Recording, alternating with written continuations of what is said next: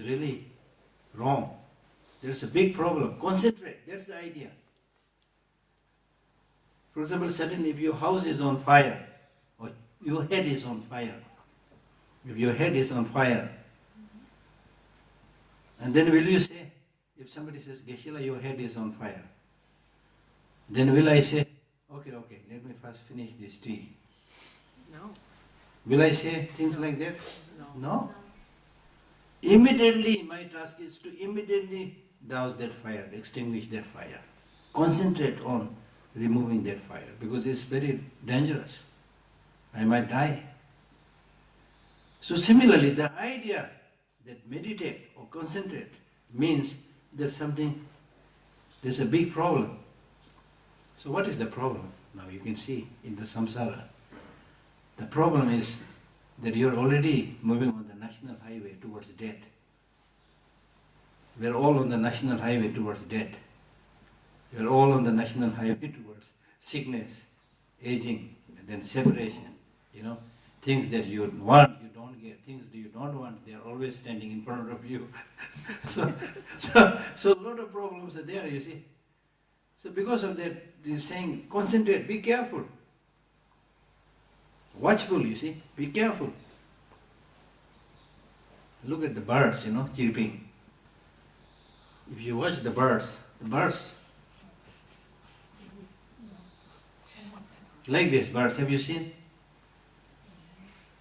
Because they have to be very careful. Some other bigger animals might kill them or catch them. But we human beings, because we have this brain, we are overconfident. We are overconfident and in many cases misuse that intelligence in the wrong way and develop corrupted wisdom, not the right wisdom. So therefore it's really important to be awake and alert about the imminent danger, imminent problems. If you look at the epithet of the Buddha, the Sanskrit word Buddha means one who is fully awake. When we say Buddha is fully awake, it is also implying that we are not awake, we are sleeping. See? Sleeping in ignorance. So there is a big danger, big risk. So therefore, awake, concentrate, watch, develop that awareness, what's happening, what is good for you in the long run, you see. If you do that, then you are Purush. You know that Sanskrit word Purush. For a human being we call, for an individual we call it Purush. Purush means somebody who has the capacity. Somebody who has the capacity. Capacity for what? Not for destruction and death. Capacity for doing good things. Purush. Purush. Somebody who has the capacity to do good things. Interesting, if you look at this word Purush, and similarly if you look at the English word human, what do you mean by human being? What is the meaning? It has the connotation of somebody having some value, some ethics. Again, the connotation of good things. It's also there in the English word. You see, when we say human being. You see. So therefore, it's really important to be watchful, to be aware, to be alert against the invasions of these negative emotions. You have to really watchful and concentrate, because these negative emotions can come anytime. Anytime they are ready to invade you. Attachment ready to come, anger ready to come, jealous, hatred, 100,000 things are ready to come. Because our improper ways of thinking are here inside, afflictive emotions are here inside, and the conditions provoking, which gives conditions for the arisal of these afflictive emotions, they are all there. And especially in today's world, people are producing more and more gadgets, shiny gadgets and other things to dupe the senses of people. Can you repeat please the last sentence? I didn't get you. The external conditions. Okay. For example, Even if I have negative emotions, improper ways of thinking, but when the conditions are not present, it's better, you see. But if there's a condition, you see, Okay. there's an external factor, then it's like meeting the fire and the fuel. When the fire and the fuel meet, then there will be more fire. So that made the Buddha make the statement, the whole world is on fire. The Buddha said, the world is on fire. Your eye sense is on fire, ear sense is on fire, nose sense is on fire, tongue sense is on fire, body sense is on fire. Because when you meet the senses meet the sensual objects, that develops attachment, that develops craving, that develops obsession, which produces the fire of suffering, fire of problems. So therefore, when we talk about doing the practice, some of the Kadamba teachers who do the mind training, when I talk about Kadamba, the great Kadamba teachers, mind training, I'm not talking about the Kadambas who these days, the new Kadambas they call it, who propagate Shungen practice. I'm not talking about that. Okay? Probably not. Yeah. So those great mind training teachers, they say that as far as my practice is concerned, I have only one thing to do, nothing more. Only one thing to do. What is that one thing? Block my mind. The only one thing to do is to see whether the negative emotions are coming or not. If they are coming, I will remain alert. Do not allow them to come in my mind. If they are not coming, then I can relax a little bit. And if they're coming, If they are coming, you fight. you fight? As soon as they come, you suppress their ugly head. As soon as the negative emotions show their ugly head, negative emotions. Only job. Another Kadamba master, he says, even if these negative emotions are so strong, he personifies these negative emotions and says that even if these negative emotions are so strong that they throw me down, I'm under them, they are over me. Even if the only thing I can do at that time is to scratch, I will do that scratching and never submit to the dictates of the afflictive emotions. They personify these afflictive emotions as if they are really fighting a person, you see. So that kind of approach is important. So Buddhist practice is not so much about ceremony or going around the temple or doing some prostrations or reciting some mantras. We can do all that, but these are basically, sometimes it's also show business, you know. Show business. But people end up doing these things, you know why? It's easy. Number one, it's not necessarily easy, it may maybe a little bit easy, but it is something that you can see and other people can see, you see. So you always, at the corner of your mind, you're expecting somebody to praise you, you know. So you do that in front of other people. But when it is a question of like doing the meditation by yourself, then other people may not know, you see. So therefore you don't feel like you're not doing it, you see.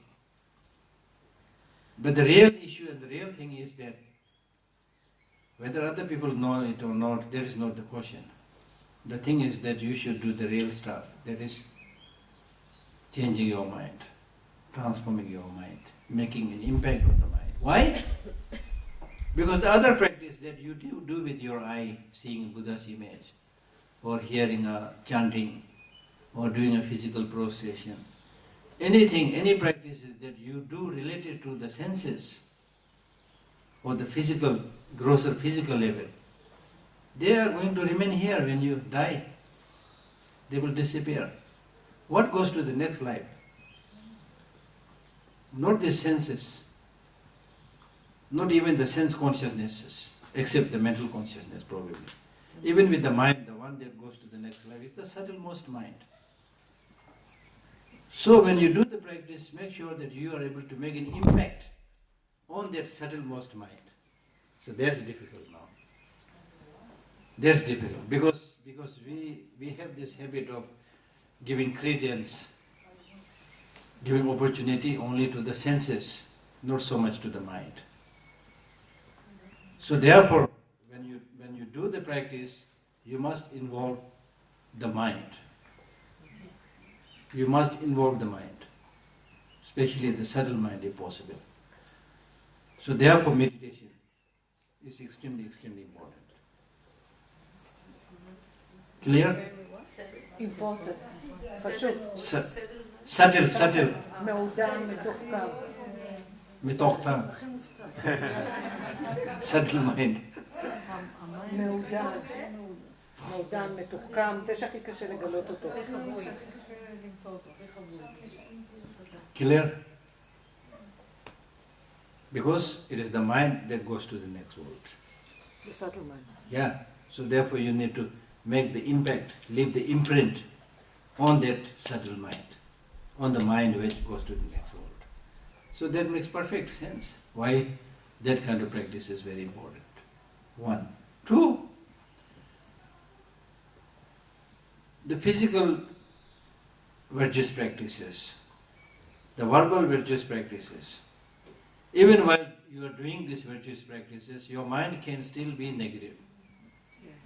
For example, you are going around the temple, physically going around the temple.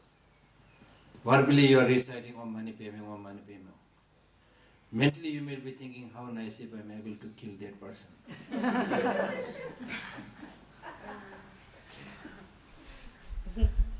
So that is why I am saying that verbal and physical practices are not really sure whether it will become a real practice or not.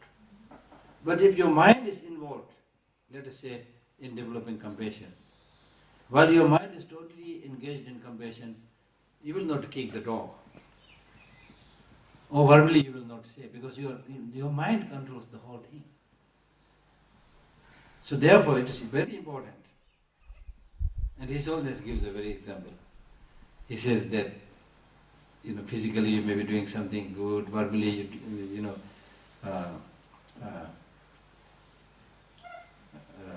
you are doing something good, say chanting Om Mani Padme Hum, Om Mani Padme Hum. But your mind is with the money. Your mind is with the money, then because that mind is so powerful, earlier you were chanting Om Mani Padme Hum, Om Mani Padme Hum, Om Mani Padme Hum, then gradually money. Similar like Om Mani Padme Hum. So therefore mind is the most important thing.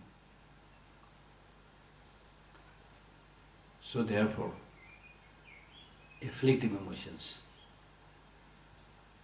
the negative emotions are the sworn enemy that has been our enemy from countless lives.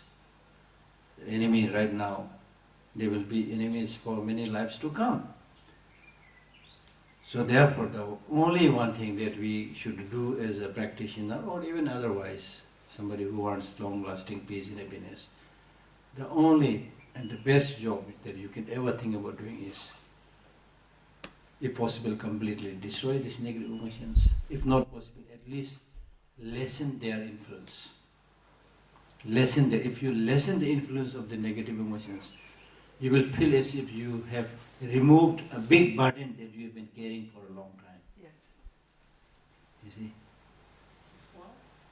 As if you are carrying a big burden, big load on your back. Yeah. Can you please give an example how do you do this, how do you fight this bad emotions? So the best way of fighting these negative emotions is, good question. It's not just using force like that, It's exactly like how you make friendship. Exactly like how you make friendship or stop your friendship. Now, I see somebody looks very nice. For example, when we make friendship, we don't know each other, but Looks very nice. And that person invites me for a cup of tea, lunch, something like that. Looks very nice still. Then we become a little bit more closer and friend. But the more we come closer, the more you see the bad side of that person. See, calculating, manipulating, opportunistic. The more you see the bad side of that person, even if that person is acting very friendly, but if you see how manipulative that person is and so forth, then because of that knowledge, you will try to distance yourself from that person. Because that person is going to be very destructive. Then there are others who may or may not look so good in the beginning, but the more you spend time with that person, the more that person is honest, you find that person is honest, that person can be trusted, that person is reliable, then you become more and more close with that person. So dealing with the emotions is exactly like that. The more and more you look at the side of the negative emotions like anger, the more you see how destructive they are. Like for example, if you recall what happened with these negative emotions in the past, I'm sure all of us have some stories to say. You see? So with that realization, now you say, okay, now I have some understanding. Now I really don't want these negative emotions to disturb me. So that's the way you stop the negative emotions. Now with the positive emotions like love, compassion and so forth, you did not also pay much attention there. But now, because you have started paying more attention, you are able to see their value. So now you will have to say that sorry, I did not recognize that you are such a good person. Now I really like you. Please, we can help each other, Come to my house, have lunch, dinner, whatever, So you invite loving kindness, compassion, wisdom and so forth. So that's the way. Exactly like how you make friendship. Yeah. I have a question, please. What do you do if one of the person, if a person, I mean a brother or sister of a very close family, after many years of trying to cultivate your negative emotion, arises them and there is a conflict between my values as for family and devotion for family and the impact that the presence of my brother or sisters does on me. How would you deal with it? You have been trying to maintain good relationship Yes, with that person, yes, but still because of that behavior of that person. yes. Because more, not so much behavior, but the kind and the perspective and everything, it arises me so many negative emotions that really, not because it's bad or good, but so different, so... Generally speaking, you should always maintain some distance with people, good or bad, some distance, I think. It's not good that somebody is your friend, you always say, go together all the time, And especially bad people, destructive people, of course you have to maintain that distance. Okay?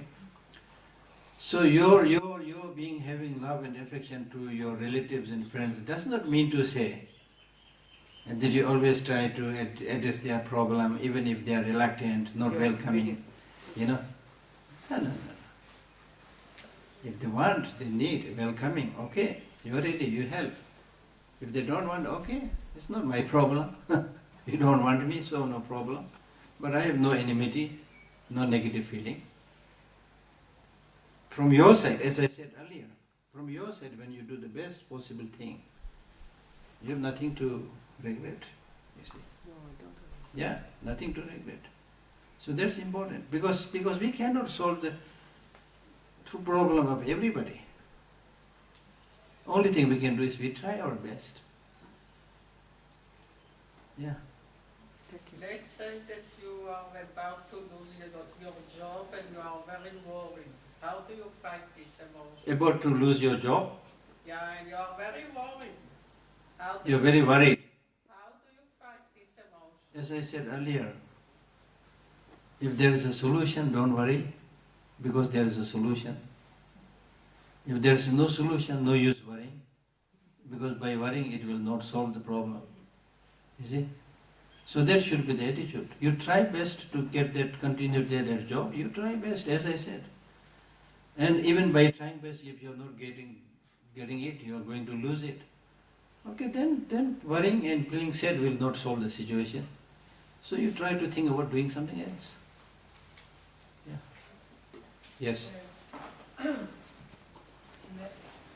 think negative feelings like jealous or anger, they are built in us, and we are born like this. So we can't להעלים אותם.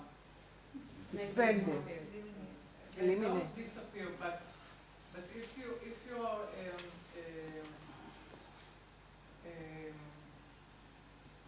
you're not staying a lot of time, a long time, a long days with jealous or with angry, and you know how to stop it. So it's natural. It's good. I can jealous. I can be anger at my husband and my friends, but I know how to make the switch and know where to stop. If you have that control, good. What? If you have such control, good. But what I'm saying is I'm not so much talking about whether it is part of your nature or not nature. I'm not talking about that. What I'm talking is that good for you? Is that beneficial for you? You see? Is that giving you more peace, happiness, calmness of mind? I am not to judge anybody, or Buddha is not trying to judge anybody. You know, he is simply saying you should see yourself, whether it's really good and beneficial. If anger is good, jealousy is beneficial, have it. Nobody can stop that. No, I say that Yeah, it's so- very natural. No. But not, Natural doesn't mean that it is good. Poison is natural. Poison is natural. But it is destructive, therefore we try to get rid of poison and cultivate medicinal plants. Number one. Number two, it's also not natural in the sense, this is again a very good thing that you asked. Because in Buddhism, when we talk of law of karma, there were many other thinkers at that time. Like, for example, there was a hedonistic religion, Charvaka, who did not believe past life, future life, and who said there is nothing called karma or nothing called cause and effect, nothing. It's all nature.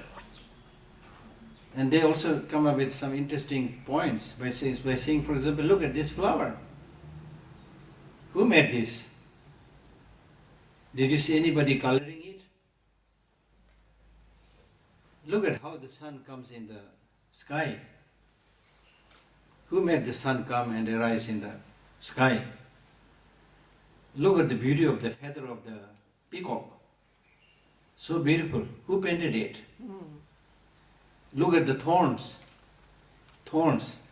like needles. Who sharpened it? Nobody did it. No cause, no condition. They all is nature. You see, they all is nature. So this school of thought, who we call hedonist, they came up with such suggestions, such ideas. But this is then refuted in the Buddhist teaching by saying that if these things are just nature and no cause, no condition, then why don't everybody become same?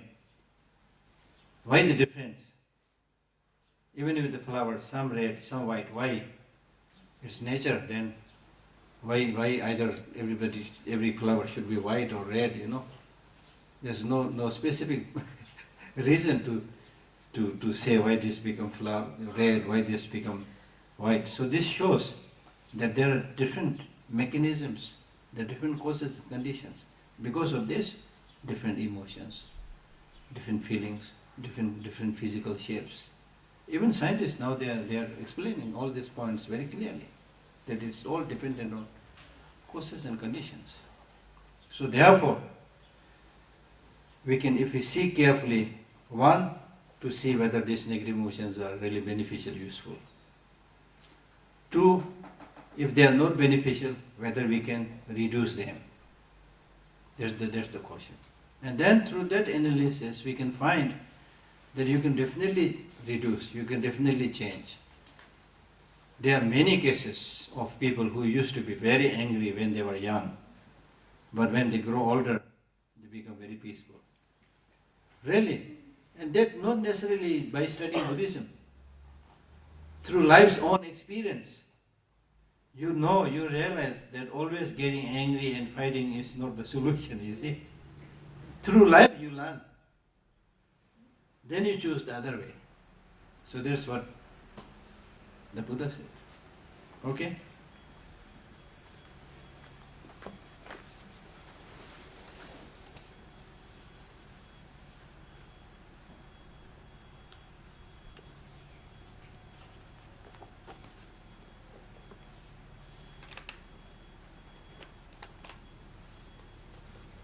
I will read few interesting lines from this book.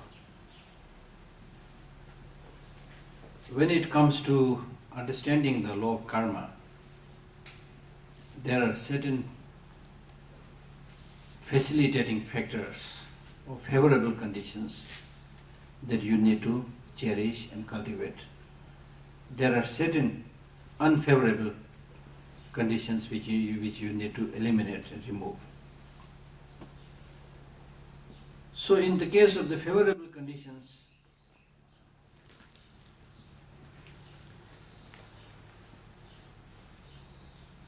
he says that you need to understand this karma within the general law of causality, causific relationship.